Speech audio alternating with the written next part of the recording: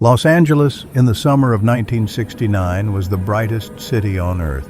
Movie premieres, neon signs, and Hollywood's endless glow painted the sky with artificial daylight.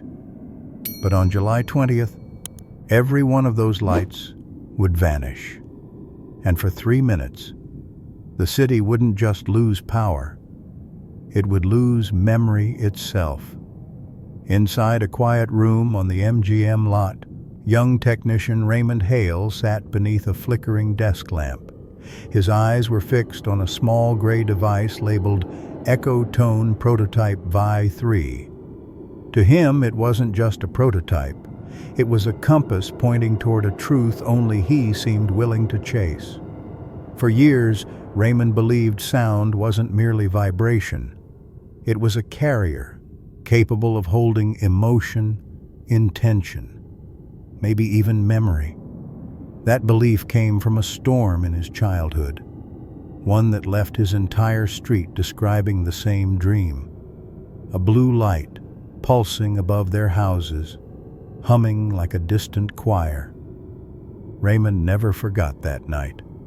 And now, decades later, the prototype on his desk felt like the closest he had ever come to understanding it.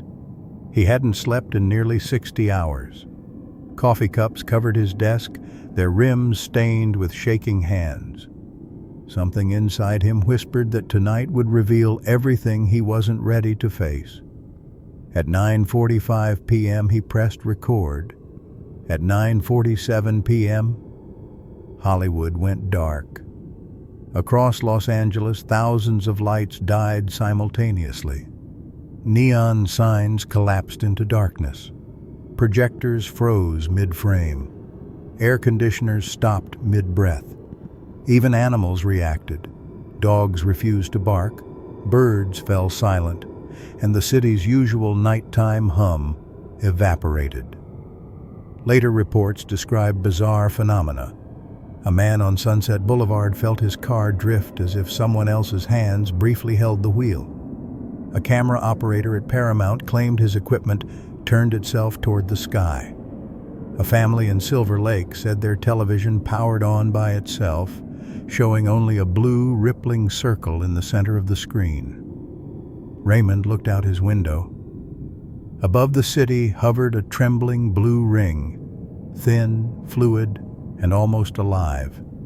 It shimmered for 3 seconds before dissolving like mist. Then his device activated, unplugged, unpowered, yet alive.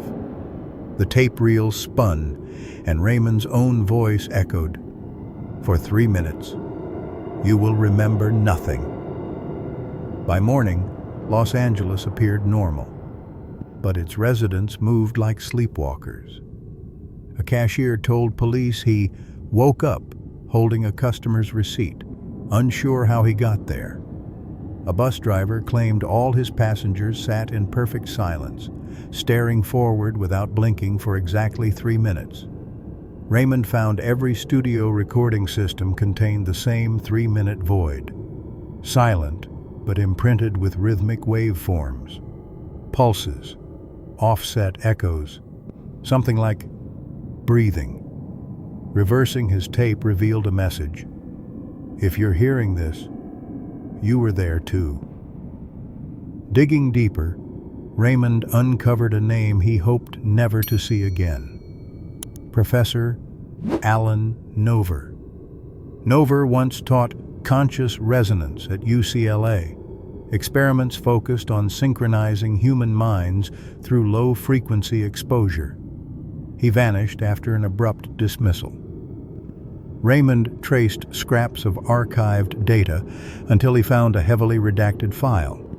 Project Silence, 1966. Only one readable line remained. Phase 2 test environment, urban. He found Nover's former assistant, Dr. Meredith Crow, living in a small clinic outside the city. When she saw Raymond, she didn't greet him. She only whispered, "You still can't remember, can you?" Crow explained everything. The blackout wasn't an accident. The signal wasn't random. And you, Raymond, You helped build the mechanism that broadcasted." She handed him a notebook filled with frantic handwriting. They responded. The resonance field widened. 19 hertz stabilizes shared cognition. A photograph slipped from the notebook. The Hollywood Hills engulfed in darkness, except for human-shaped silhouettes of blue light standing above the ridge, their forms bending like heat waves.